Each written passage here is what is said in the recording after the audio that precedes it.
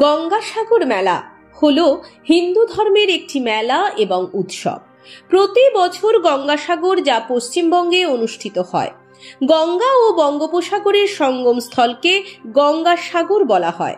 গঙ্গাসাগরে অবস্থিত কপিল মুনির আশ্রমে প্রতি বছর মকর সংক্রান্তিতে মেলা অনুষ্ঠিত হয়।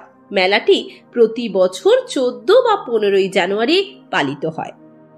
গঙ্গাসাগর মেলা দ্বিতীয় বৃহত্তম হিন্দু মেলা। কুম্ভ মেলার পরেই যার স্থান। ভারতের বিভিন্ন রাজ্য থেকে বহু মানুষ প্রতি বছর মকর সংক্রান্তির দিনে পবিত্র স্নান করতে আসেন।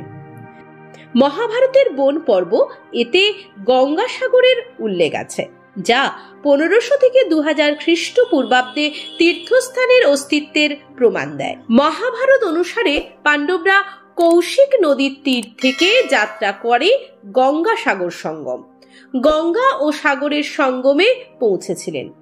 হিন্দু ধর্ম অনুসারে মহাভারতে উল্লিখিত গঙ্গাসাগর সঙ্গম হল সাগর দ্বীপের গঙ্গাসাগর। ভাগীরথী হুগলি নদীর মোহনায় অবস্থিত গঙ্গার দুটি প্রধান শাখার মধ্যে একটি পশ্চিমের সমুদ্র উপকূলে বাংলা। জনশ্রুতি আছে যে সাংখ্য দর্শনের পূর্বপুরুষ কপিল মুনির গঙ্গাসাগরে একটি আশ্রম ছিল। সাগর রাজার 60,000 পুত্র কপিল মুনির ক্রোধে ভস্মীভূত হয়েছিল এবং তাদের আত্মাকে নরকে নিক্ষেপ করা হয়েছিল।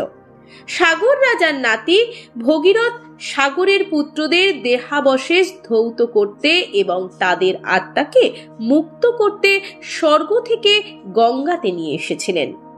খ্রিস্টীয় 5ম শতাব্দীতে মহান কবি কালিদাসের লেখা সংস্কৃত মহাকাব্য রঘুবংশেও গঙ্গাসাগর তীর্থযাত্রার উল্লেখ রয়েছে।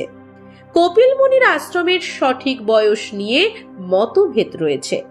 16শ শতাব্দীর প্রাচীন পুঁথি তীর্থতত্ত্ব প্রদায়িনীতে কপিল মুনির মন্দিরের উল্লেখ পাওয়া যায়। গঙ্গাসাগর মেলা সম্পর্কে একটি নিবন্ধ 4 ফেব্রুয়ারি 1837 তারিখে সে সময়ে জনপ্রিয় বাংলা পত্রিকা হরকরাতে ছাপা হয়েছিল। লেখা আছে, এই স্থানের একটি মন্দির 1400 বছর ধরে মানুষের কাছে পরিচিত। এই মন্দিরে কপিল মুনি নামে একজন সিদ্ধ পুরুষ প্রতিষ্ঠিত। এছাড়াও পাল রাজবংশের রাজা দেবপাল একটি শিলালিপিতে উল্লেখ করেছেন যে তিনি গঙ্গাসাগরের সঙ্গমে আচার অনুষ্ঠান করেছিলেন। মধ্যযুগীয় সময়ে উপমহাদেশের প্রতিটি কোণ থেকে তীর্থযাত্রীরা মকর সংক্রান্তিতে গঙ্গাসাগরে পৌঁছানোর জন্য অনেক বাধা এবং বিপদকে অস্বীকার করেছিল। বিপজ্জনক যাত্রার সময় তীর্থযাত্রীরা কলেরা এবং স্মল পক্সের মতো রোগের মুখোমুখি হন। তীর্থযাত্রীদের বিপদ ও মৃত্যুর কারণে এই শব্দগুচ্ছের উৎপত্তি হয়েছে। সব তীর্থ বারবার, গঙ্গাসাগর একবার। বঙ্কিমচন্দ্র চট্টোপাধ্যায় রচিত বাংলা উপন্যাস কপালকুণ্ডলাতে গঙ্গাসাগরে পৌঁছানোর জন্য একটি বিপজ্জনক যাত্রা চিত্রিত করে। 1914 খ্রিস্টাব্দে উইলসন নামে একজন ব্যক্তি জেলা গেজেটিয়ারে কপিল মুনির মন্দিরের উল্লেখ করেছেন। ওই ব্যক্তির লেখা অনুসারে কপিল মুনির মন্দিরটি একটি বাঁশের বেড়া দিয়ে ঘেরা অস্থায়ী কাঠামো ছিল। মন্দিরের সামনে একটি বিশাল বটবৃক্ষ ছিল, যার নিচে রামচন্দ্র ও হনুমানের মূর্তি ছিল।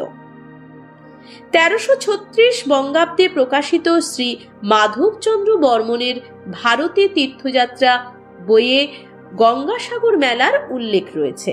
সেখানে উল্লেখ করা হয়েছে, পৌষ বা মাঘ মাসে মকর সংক্রান্তিতে গঙ্গাসাগরে স্নান 3 দিন ধরে ও মেলা 5 দিন ধরে চলে।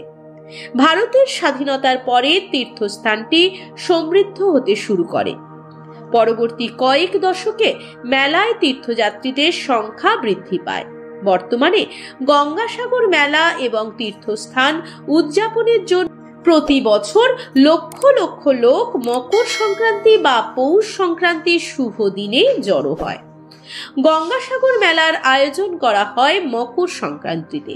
পবিত্র দিন উপলক্ষে সাধারণত 14 বা 15 জানুয়ারি। মকর সংক্রান্তি সৌরচক্র দ্বারা নির্ধারিত হয় এবং সূর্যের মকর রাশিতে প্রবেশের সঠিক সময়ে জ্যোতির্বিদ্যার ঘটনার সাথে মিলে যায়। ক্যালেন্ডারের 14 জানুয়ারিতে পড়ে, কিন্তু অধিবর্ষে 15 জানুয়ারি। মকর সংক্রান্তির তারিখ এবং সময় মকর রাশির রাশিচক্রের যখন সূর্য প্রবেশ করে। গঙ্গা স্নানের দিন হিন্দু ভক্তরা খুব ভোরে জড়ো হন এবং গঙ্গা নদীতে পবিত্র স্নান করেন।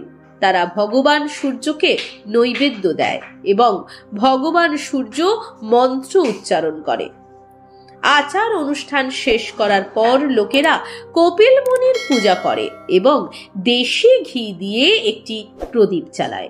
কেউ কেউ গঙ্গা স্নানের দিনে যজ্ঞ ও হোমও করেন।